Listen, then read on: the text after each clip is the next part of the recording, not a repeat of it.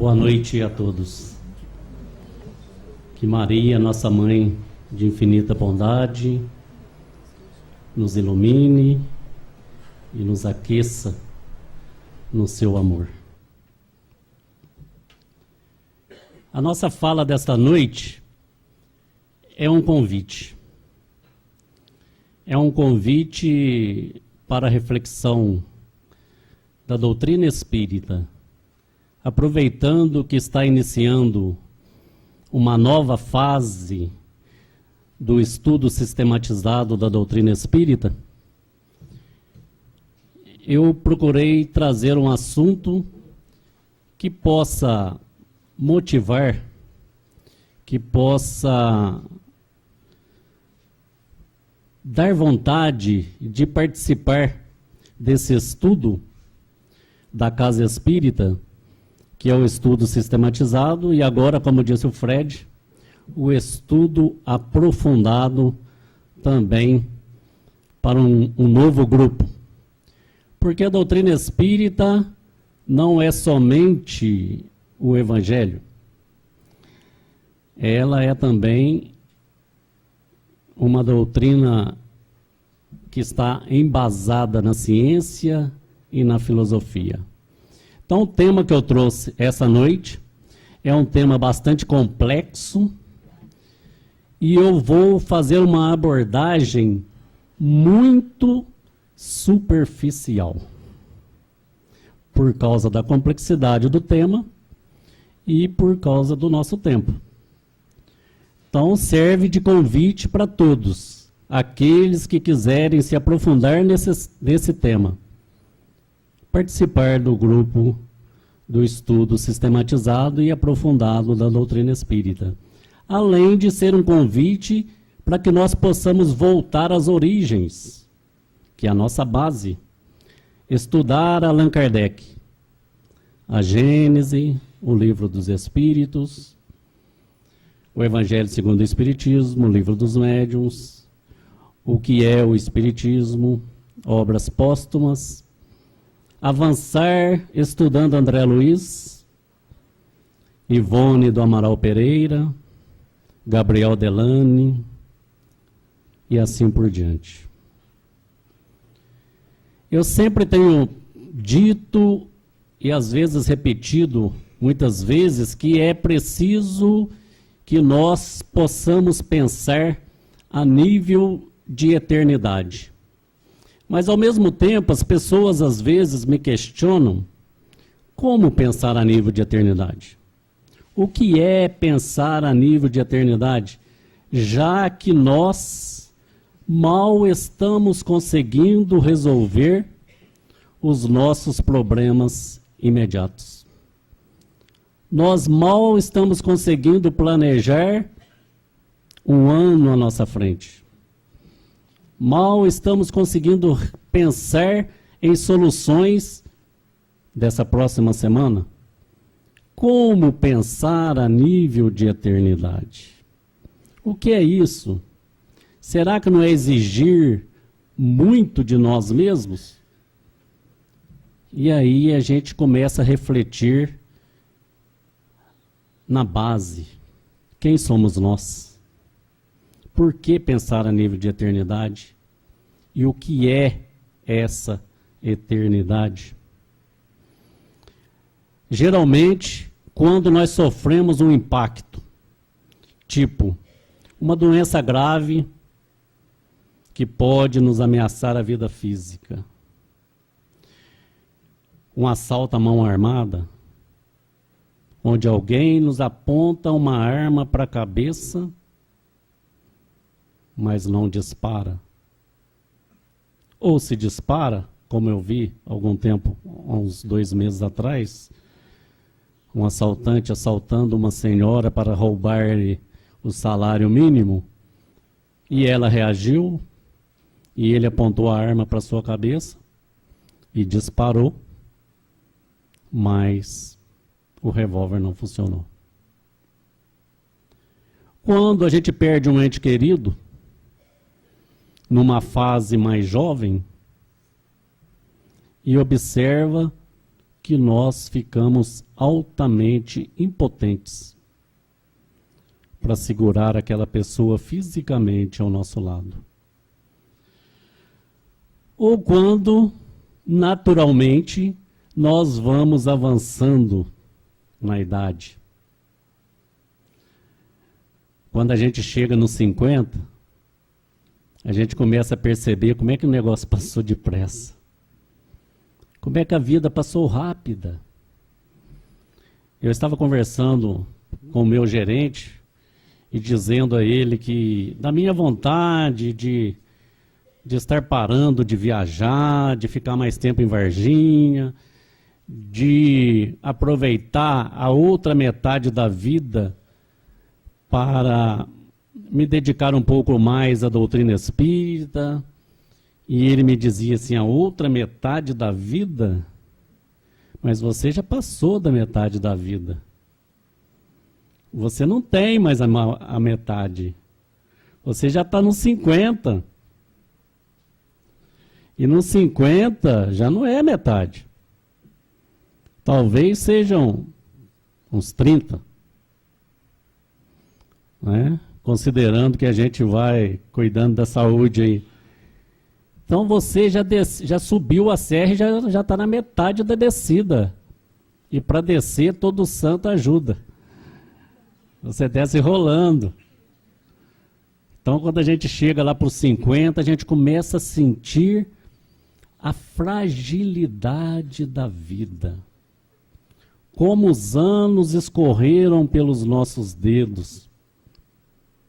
Chico dizia assim que um dos maiores remorsos que o espírito sente é sempre do tempo perdido.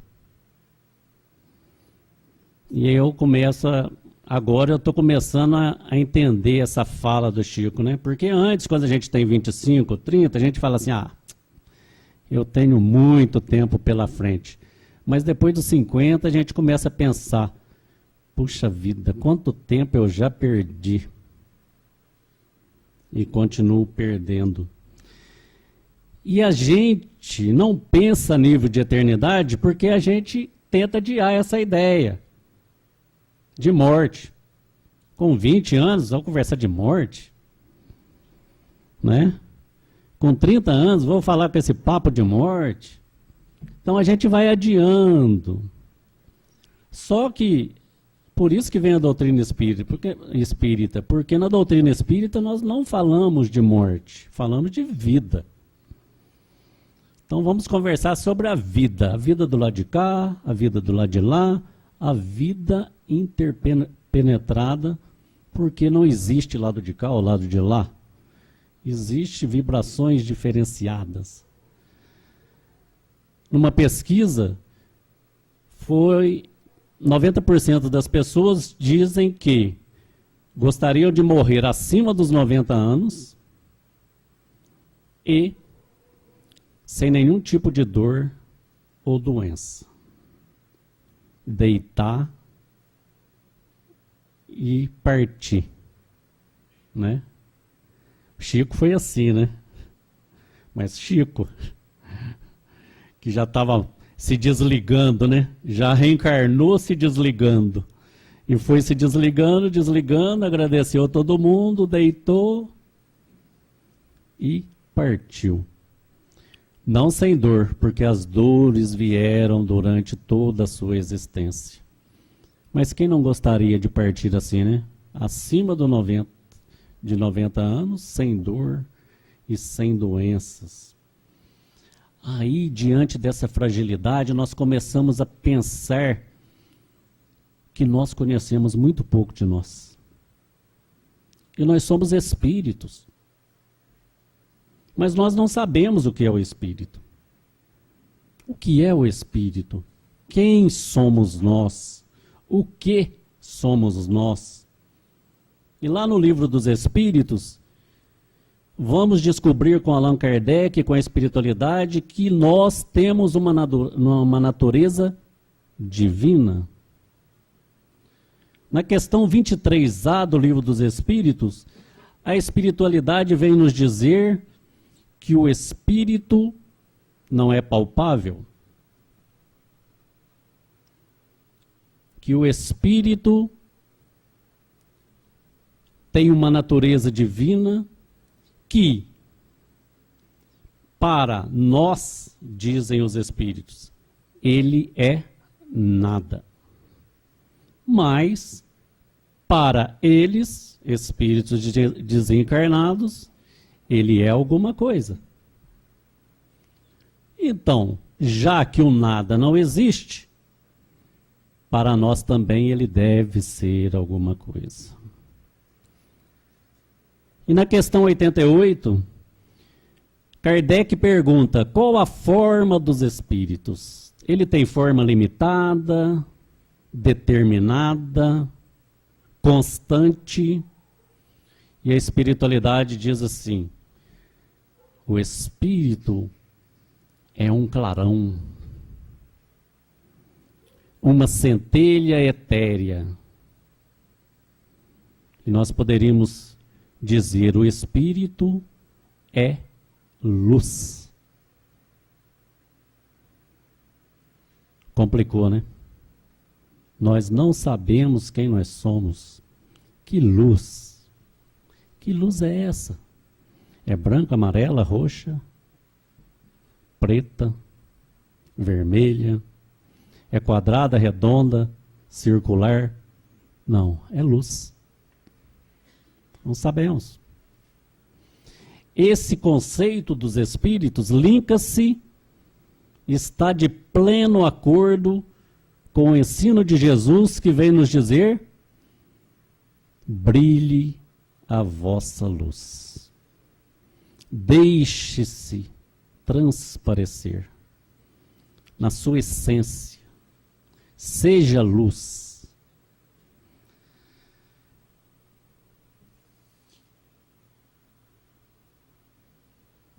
E aí Kardec vai um pouquinho mais espremendo, né? Volta na questão 23 e pergunta: o que é o espírito?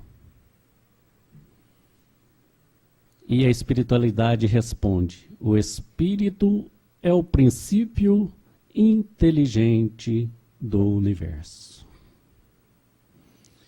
E lá na questão 115, a espiritualidade complementa: o espírito foi criado simples e ignorante.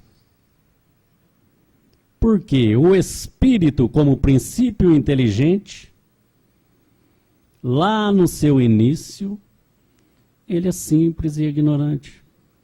Ele não tem consciência de si, não tem consciência da aquisição das leis de Deus. É um princípio em desenvolvimento e a sua caminhada é um impulso do Criador que o faz avançar. Lá pelas décadas de 1930, Chico Xavier psicografou o livro Parnaso de Além Túmulo, onde Augusto dos Anjos escreveu: nós já fomos os germes de outras eras, enjaulados nos cárceres de lutas. Viemos dos princípios das moneras, buscando as perfeições absolutas. Então, o espírito, como princípio inteligente, ele está sempre nesse movimento de ascensão, mas não tem consciência plena. Ele não tem capacidade de raciocínio. Ele está iniciando o seu estágio lá nas moneras. Ele está estagiando pelos vários degraus da natureza, sempre com o impulso criador, em repetidas e exaustivas experiências, onde ele vai absorvendo sentidos, percepções, para ir agregando a ele como espírito, como luz, a sua caminhada, o seu ser, a sua história. E vem até uma pergunta: se nós somos luz, por que nós ainda carregamos tantas sombras? Porque nós, como princípio inteligente, ainda estamos num processo de construção de nós mesmos. E dentro dessas repetidas e exaustivas experiências, nós, sem ter ainda capacidade de escolha, porque somos ainda um princípio, estamos adquirindo tudo o que pode ser possível no contato com a matéria, vem junto as imperfeições. São experiências repetidas. Mas o que fica no espírito? Somente as leis de Deus. Por isso que ele é luz. Ele só retém as leis divinas. Ele só retém em si as leis do Criador. Então, o princípio inteligente, ele viaja do impulso da criação, da irritabilidade para a sensação, da sensação para o instinto, do instinto para a razão. E nesse período passam-se milhões e milhões de anos. Enquanto isso, nesse contato com a matéria, ele precisa de um intermediário para manipular essa matéria. Porque de um lado nós temos o espírito, que a própria espiritualidade nos diz que para a nossa condição, ele não é palpável. Do outro lado nós temos matéria densa, em qualquer forma, nos vegetais, nos animais, nos minerais, no ser humano. Então, nessa viagem de adquirir percepções, sensações, instintos, irritabilidade, razão, o espírito vai moldando o seu corpo espiritual. Então, quando ele vai encarnar lá num ser inferior, nos reinos inferiores da natureza, ele molda automaticamente, no automatismo da criação, o seu corpo espiritual para permitir que ele faça esse contato com a matéria. E esse corpo espiritual também vai evoluindo de acordo com que esse espírito caminha em direção à razão. Para ser uma forma mais didática, convencionou chamar-se de espírito o ser que já passou por todo esse processo de princípio inteligente e já tem capacidade de raciocínio. Então, o espírito seria o princípio inteligente, que já adquiriu a capacidade de raciocínio e já pode encarnar num corpo que lhe permita exercer essa capacidade de raciocinar. Mas a razão, ela não nos transformou num ser completo. A razão não completou o nosso ciclo evolutivo. A condição humana é apenas mais um degrau nesse processo evolutivo que nós estamos atingindo. O processo de evolução do espírito é sempre o processo de aquisição das leis de Deus.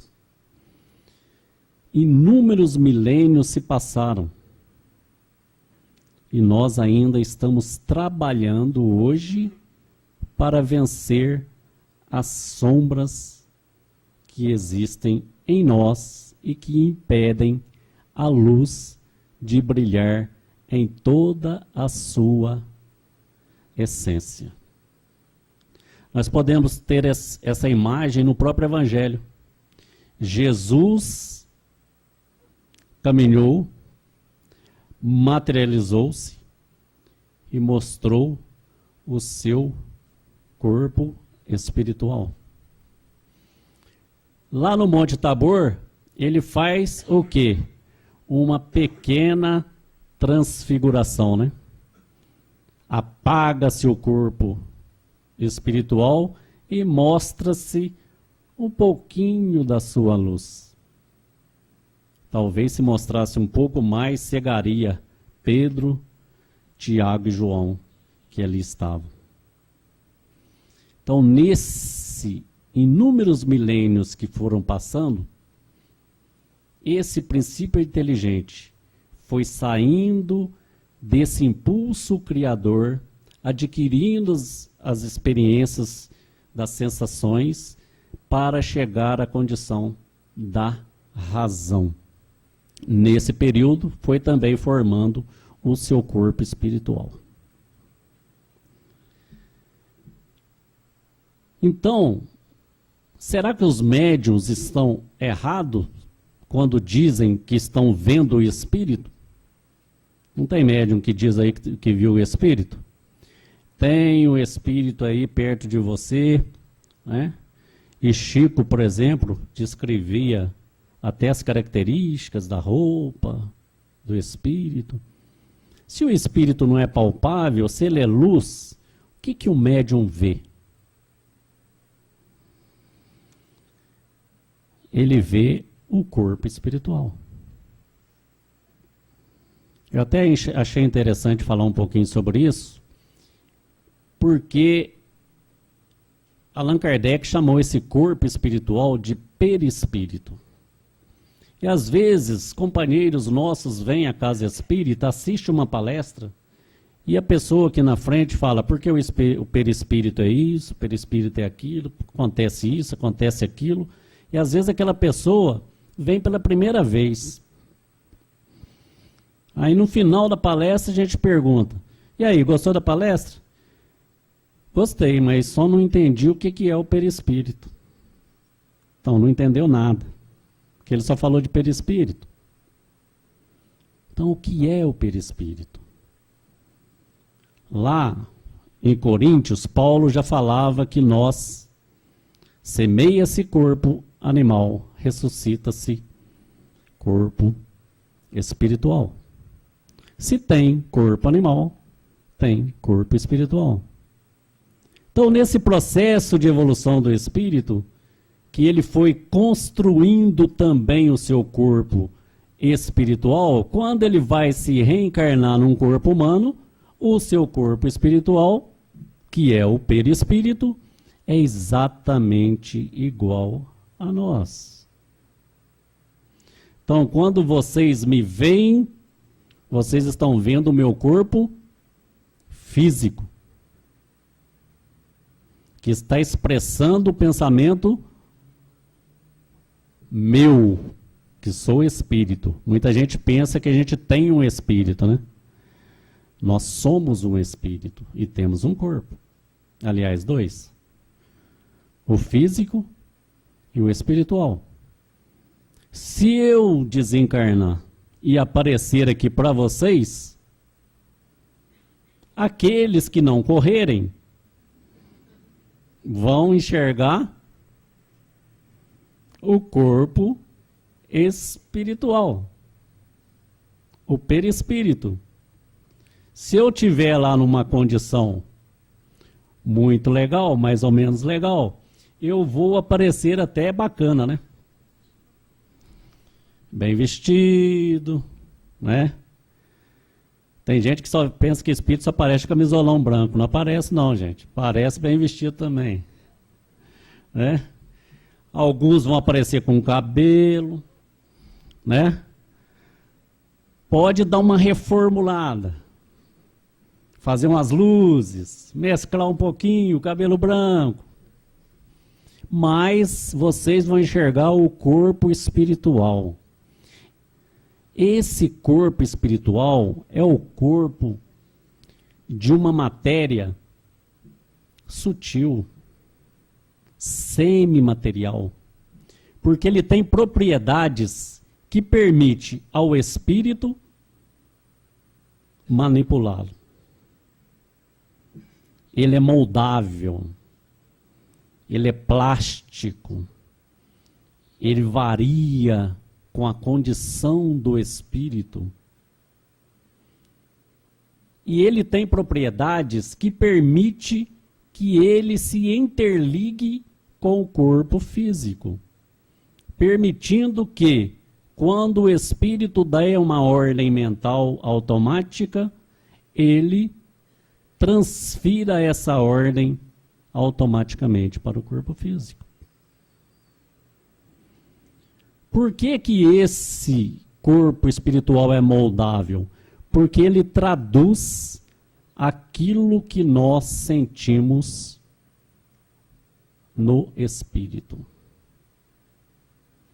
Um espírito desequilibrado vai mostrar o seu desequilíbrio no corpo espiritual. Quem já leu Ivone do Amaral Pereira, Memórias de um Suicida, vai ver lá que o camarada que deu um tiro no ouvido, por um determinado tempo, ele fica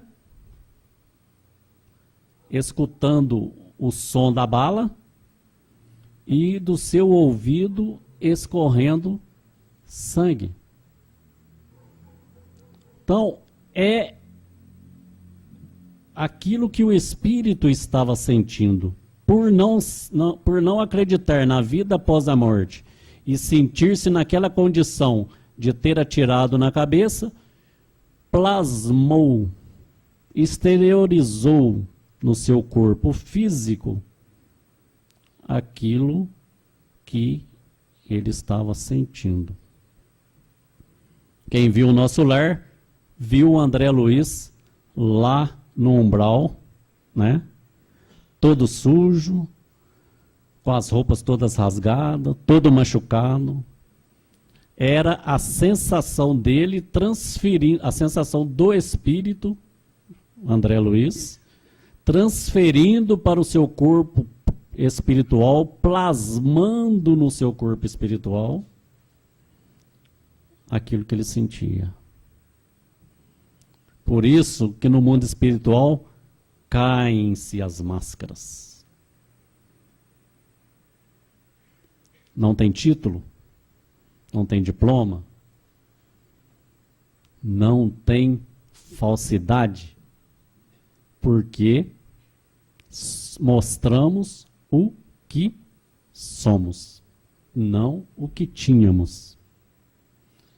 Esse corpo espiritual é muito importante, porque ele é a chave, diz Allan Kardec, e a espiritualidade, para muitos e muitos dos fenômenos que ocorrem conosco. Por isso que eu disse no início que essa abordagem que eu ia fazer aqui hoje é muito superficial.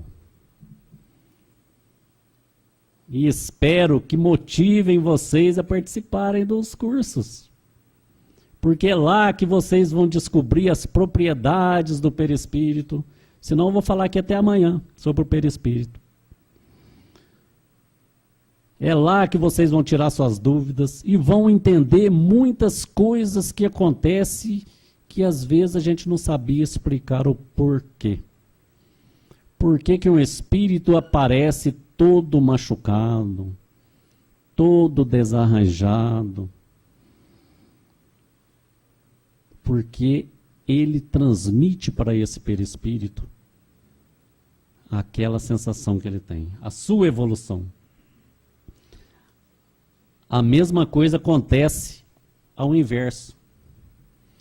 Nós recebemos um impacto qualquer, seja uma notícia, seja uma pancada na cabeça, uma morte. Aquilo que nós recebemos externamente, nós transferimos para o espírito através do nosso corpo espiritual, do nosso perispírito. É por isso que a espiritualidade diz que o espírito é um clarão, é uma centelha etérea, porque o espírito continua sendo luz. O que acontece é que aquilo que não faz parte da lei divina fica gravado no perispírito. O corpo espiritual funciona como uma câmera, que filma, que grava, que retém todas as sensações que nós adquirimos em todas as experiências que nós já vivenciamos. Mesmo aquelas que nós vivenciamos num estágio nos reinos inferiores. Então, tem determinadas reencarnações onde a gente desenvolveu o desejo de posse. Esse desejo de posse trouxe inveja, trouxe egoísmo, mas era necessário naquela época para que a humanidade se desenvolvesse. Para que a humanidade se desenvolvesse no planeta Terra, teve um determinado momento da história que era preciso que um povo primitivo avançasse sobre o território de outro para dominar o outro, para que dessa dominação surgisse a mistura das raças. Essas experiências estão lá gravadas no nosso perispírito como sombra. Porque o espírito não retém a sombra. Ele retém a luz. Ele retém a lei de Deus.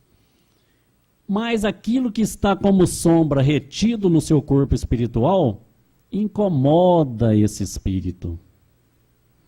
E ele precisa transformar essa sombra em luz, que é a sua essência. Então esse é o trabalho que ele vai realizar para tirar essas sombras, transmudar essas sombras em luz, que é o que ele vai reter. Então o perispírito, o corpo espiritual, ele trabalha como um gravador em forma de códigos que num determinado momento da reencarnação nós vamos tentar limpar. Transformar aquela experiência que é sombra, que pesa, que incomoda, em luz. E a sabedoria divina é tão grandiosa que ela nos permite fazer isso parceladamente. Porque diz aí o velho ditado que Deus dá o frio conforme o cobertor, né? Por quê? Porque nós não temos condições de ficar livre de todas as sombras que adquirimos em milhões de avanço de experiência numa encarnação só.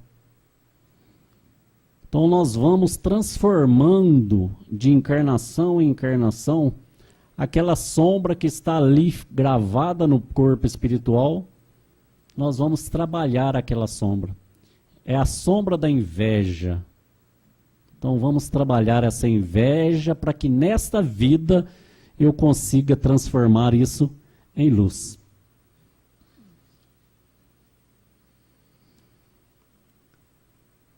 Tudo que é experiência é aprendizado. Até as mais infelizes. Estamos aprendendo. Já vivemos milênios no impulso criador do princípio inteligente. Já estamos vivendo outros tantos anos e séculos como aquele que adquiriu a capacidade de raciocinar. E a partir do momento que a gente adquiriu essa capacidade, nós adquirimos a liberdade de escolher, e a partir do momento que nós temos a liberdade de escolher, passamos a ser responsável pelas nossas escolhas. E dentro dessas escolhas, vamos colher as reações equivalentes a ela. Mas isso não significa que estamos derrotados. Estamos num processo de construção do princípio inteligente para o espírito imortal, da animalidade para a humanidade, da humanidade para a angelitude. É um caminho, é um processo, é uma construção. Ah, mas eu tive muitas experiências infelizes. Mas o que você pode tirar de bom dela? Sempre tem alguma coisa boa, alguma lição aprendida. Não é? No meu trabalho a gente faz isso. Cada projeto que a gente termina, cada unidade que a gente implanta, a gente faz um trabalho de lições aprendidas. O que eu aprendi de positivo nas lições positivas, e aquelas que deram errado, o que eu aprendi? Para que eu possa exercitar no próximo projeto, tentando melhorar. Então tudo é aprendizado. Não existe essa de pecado mortal. Não tem solução. Tem solução. Dizem que só não tem solução porque não chegou no final, né? No final tudo dá certo. Se não deu certo porque não chegou no final. Como nós somos eternos, a gente está sempre num processo de reconstrução. E o corpo físico é a ferramenta que o espírito utiliza para se manifestar enquanto está nesse domínio da razão. Ele é ligado ao perispírito, vamos dizer assim, molécula por molécula. Ele é o molde, é a forma do corpo físico. Por isso que a espiritualidade foi bem clara ao dizer que a justiça divina está na nossa consciência. Porque se nós somos, nós somos o responsável pela nossa construção. Se nós construímos, tudo aquilo que nós construímos está gravado no nosso perispírito. E se nós só retemos a luz, e se existem sombras nesse corpo espiritual nos incomodando, nós precisamos filtrar essas sombras, limpar essas sombras. Então, esse corpo físico funciona como filtro, como uma experiência para te mostrar o lado positivo. Vamos imaginar aqui alguém que tomou um veneno. Ele destruiu o quê? O seu corpo físico e destruiu psiquicamente o seu corpo espiritual. Então, desencarnou. O sujeito tomou um veneno, desencarnou. O veneno corroeu todo o seu estômago, o seu esôfago. Então aquilo fica gravado no perispírito como sombra. O espírito está incomodado com aquilo. Ele só quer a luz. E aquilo é sombra. Quando ele reencarna, o que esse corpo espiritual faz? Joga para o corpo físico o reflexo do que está destruído no seu corpo espiritual. Então, aquela pessoa vai nascer com um problema gástrico grave, com câncer de esôfago. Às vezes nem nasce, né? Durante a sua vida vai aparecendo. Por quê? É que o espírito decidiu que aquilo que o incomoda naquela encarnação, ele tem condições de transformar essa energia em luz. Então, aquela energia do suicídio que destruiu o seu organismo físico e perispiritual, que o incomoda, ele jogou para o corpo físico. E onde que ele transforma em luz? Quando a doença vem, aparece e ele não se revolta. Ele trabalha a doença como remédio que está transformando a energia escura em luz para ele reter. Porque se ele se revoltar e suicidar de novo, começa o ciclo de novo. Lá vai ele, continua com a sombra incomodando. E ele não quer sombra, ele quer luz. Aí ele joga para o corpo de novo. E nesse círculo ele vai transformando, adquirindo a paciência, a tolerância, como o diamante. Que a gente pega lá no carvão bruto e põe na máquina e lapida para ele poder brilhar. Assim o Espírito faz com a sua imperfeição do seu processo evolutivo. Ele lapida, transformando o carvão bruto na pedra preciosa, que vai brilhar mais na frente. E é esse Espírito que decide o que ele quer para ele. Enquanto ele não tem condição de decidir, os instrutores espirituais decidem para ele. É como aquele doente que não tem condições de decidir se vai ser internado ou não. Por exemplo, uma pessoa que tem Alzheimer, perdeu a consciência de si, não conhece mais ninguém. Quem decide? Se ele está num processo anêmico, os familiares vão lá, independente da vontade dele ou não, internam-o no hospital para fazer um reforço para acabar com aquela anemia.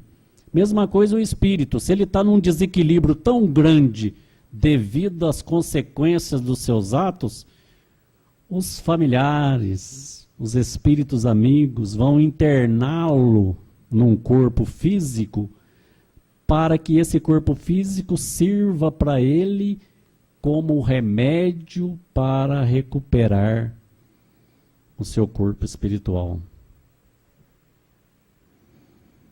Por isso, algumas deformações que, se não é a reencarnação, a gente não consegue explicar, né? É a chamada reencarnação compulsória. Agora, se o espírito tem condição de escolher, ele fala, olha, meus amigos, essa sombra aqui desse suicídio que foi há 300 anos atrás, está me incomodando demais, eu preciso ficar livre dela. Então, está na hora de eu jogar isso para filtrar e transformar essas energias negativas em luz, pela minha paciência, pelo meu entendimento. Isso é o processo de construção.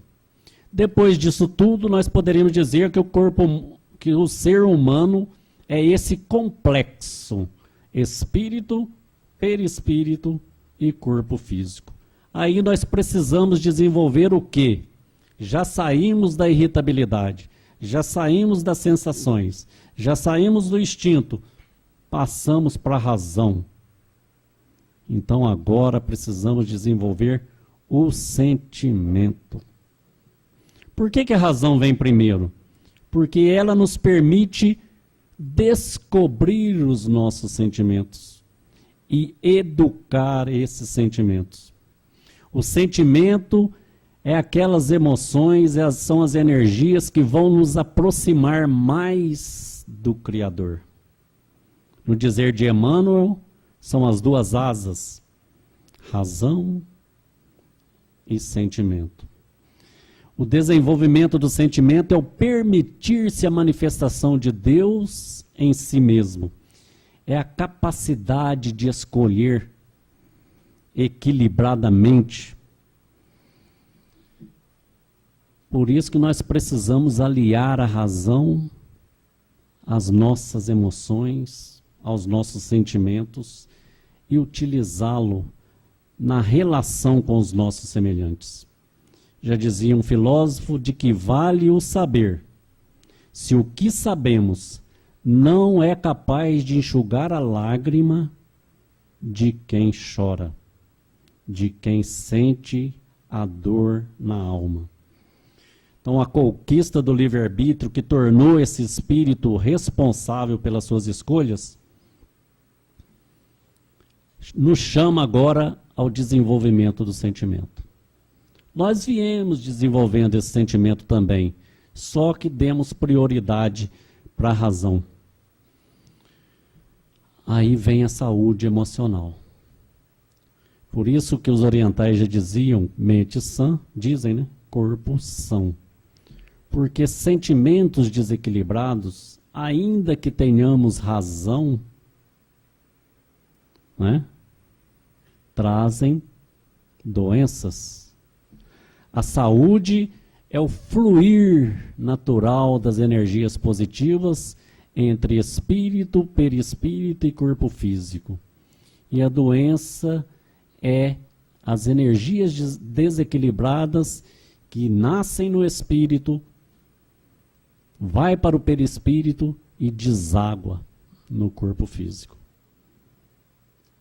Um dia Chico foi procurado por uma mulher que procurou por ele o dia todo. Foi no trabalho dele, como o patrão dele não gostava que ele atendia ninguém lá, falou, Chico não está aqui, está em casa. Ela foi na casa dele. Chegou na casa dele, o Chico está no trabalho. E ela procurou pelo Chico Xavier o dia todo e não o encontrou. Cada um mandava ela para o lugar. Até que ela, à noite no centro, já totalmente em desequilíbrio, ela adentra o centro e dá um tapa no rosto de Chico, dizendo, você fugiu de mim o dia todo. Imediatamente o sentimento aflorou, né, no Chico, né? E Emmanuel, e ela ainda completou, vai me dar um passe agora. E Chico pôs a água da paz na boca, mas pensou, eu tenho que dar um passe, né? E Emmanuel falou, Chico, vai dar o passe nela. Coitado, coitado Chico, né? Agora eu acho que ele vai se vingar do Emmanuel. Né? Que o Emmanuel falou para ele, ó, quando eu tiver aí você do lado de cá, você vai ver como é difícil a gente se comunicar. E o Chico falou, mas Emmanuel, eu nem sabia que ela estava me procurando, ela me vem aqui, me dá um tapa no rosto e eu ainda tenho que ir lá dar o passe nela? E o Emmanuel disse a ele, olha Chico, você tem razão, mas ela tem a necessidade. Então, isso vem nos chamar para o desenvolvimento do sentimento em nós. Mesmo que esse sentimento não seja lá a luz que nós queremos. Nós estamos desenvolvendo. Sentir raiva, ciúme, inveja, egoísmo, orgulho, não é motivo de desânimo.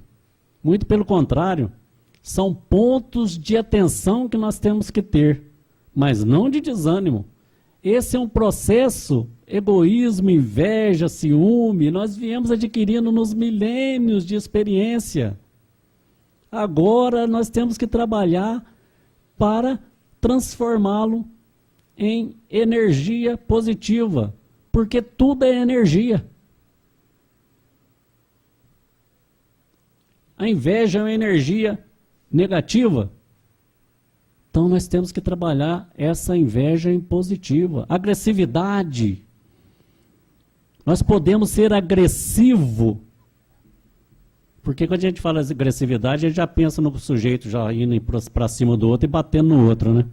Mas nós podemos ser agressivos nos nossos objetivos.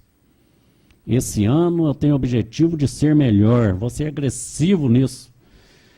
Né? Então tudo é energia. E energia pode ser alterada. É só uma questão de vontade e direcionamento. Todo sentimento negativo é temporário. Toda imperfeição é temporária. Porque onde que ela está? No perispírito. Incomodando o espírito. E o espírito quer ficar livre dela. Por isso que vai ficar. Porque ele só vai reter a luz. Ele vai transformar essa energia hoje negativa em energia positiva. Nós não nascemos prontos. Somos uma obra em construção. E a cada encarnação podemos ser revista, melhorada, ampliada. Jesus não disse a nós: largue a sua cruz e siga-me. Se o processo fosse simples, Jesus chegaria aqui e falaria: olha, a partir de agora, teus sofrimentos acabaram. Você, a partir de agora, é luz. Ele não falou assim. Quem quiser vir após mim, pegue a sua cruz e siga-me. Ele orou ao Pai: não os peço que os tire do mundo, mas dê-lhe forças. Então, quando Jesus fala assim, pegue a sua cruz e siga-me, o que ele está dizendo para nós? Siga-me do jeito que você é. Com as suas sombras, com as suas imperfeições. Ela é a cruz que te pesa. A partir do instante que você vai transformando essas sombras em luz, esse peso vai ficando mais leve. Por isso que o meu jugo é leve e o meu fardo é suave. Porque se você vir após mim com a sua cruz, com as suas imperfeições, você está ficando liberto naturalmente de todas elas. E isso vem de encontro àquilo que o Fred falou na semana passada, né? Se nessa encarnação nós conseguirmos cumprir com o nosso dever e ser gentil, nós estamos fazendo o quê? Pegando a soma daquilo que somos. O que é a soma daquilo que somos? Nós somos a soma de todas as experiências que nós adquirimos como princípio inteligente e como espíritos em condições de raciocínio. Se nós cumprir com o nosso dever, nós estamos contribuindo para transformar essa sombra em luz. E se nós conseguirmos sermos gentil, gentileza gera gentileza. Essa frase surgiu de um camarada aí que eu acho que todo mundo conheceu, né? Que perdeu um filho e poderia ser o homem mais vingativo do mundo. No entanto, ele resolveu ser gentil. Ontem eu estava andando pela rua, passou um camarada perto de mim e falou assim: ô meu amigo, bom dia. Aí eu fiquei pensando, respondi bom dia, né? Mas eu não conhecia. Fiquei pensando, será que a eleição já chegou e eu não estou sabendo? Né? Aí Mas depois eu refleti, a gente não está acostumado com a gentileza. A gente não está acostumado a dar bom dia. Quando o outro dá bom dia, a gente assusta, né? Tem uns que a gente fala assim, bom dia, ele fala, bom dia por quê? Ô meu amigo, você está vivo, trabalhando, saudável, reencarnado, né? A gente assusta. Eu que viajo bastante por vários locais, eu fico observando como que o mineiro é mais fechado, né? É a característica do mineiro. Eu olho isso muito quando a gente entra num consultório ou num escritório, que está aquela sala de recepção cheia, né? Fica todo mundo ressabiado assim, todo mundo tem medo de falar bom dia, né? E às vezes a gente vai em outros lugares, em outras cidades, a pessoa fala um bom dia assim, tão harmonioso, que a gente fica assustado. O que será que esse camarada está querendo? Boa coisa não é, né? Ou vai pedir dinheiro emprestado, ou vai pedir voto, ou vai pedir alguma coisa, ou vai vender rifa, né? Então a gente precisa, se tudo é energia, meus queridos amigos, está na nossa mão. Não precisamos ter pressa, mas também não podemos ficar na zona de conforto. Temos que alinhar as nossas energias e saber, ó, é aqui que eu preciso mudar e transformá-las em luz. Diante das dificuldades, nós temos uma ferramenta fantástica, a doutrina espírita. E depois que eu passei dos 50, eu cheguei a essa conclusão com mais clareza ainda, que a doutrina espírita é um leque que se abre. Quanto mais a gente caminha, mais o leque se abriu. Quanto mais você pensa que sabe, menos você sabe. O leque se abriu. Já dizia aquele filósofo, né? Só sei que nada sei. Por quê? Porque o leque se abre. Hoje eu vejo o raciocínio de tantas pessoas e fico pensando, não sei nada. Por quê? O leque se abriu. Caminhei, mas ele se abriu. Então, diante das dificuldades, acendamos a luz do Cristo na fé raciocinada que a doutrina espírita nos traz. Nessa trilogia de ciência, filosofia e religião. E nós começamos lá com Augusto dos Anjos, nós vamos terminar com Castro Alves, no mesmo livro, Parnaso de Além Túmulo. Há mistérios peregrinos, nos mistérios dos destinos, que nos mandam renascer. Da luz do Criador nascemos, múltiplas vidas vivemos, para a mesma luz volver.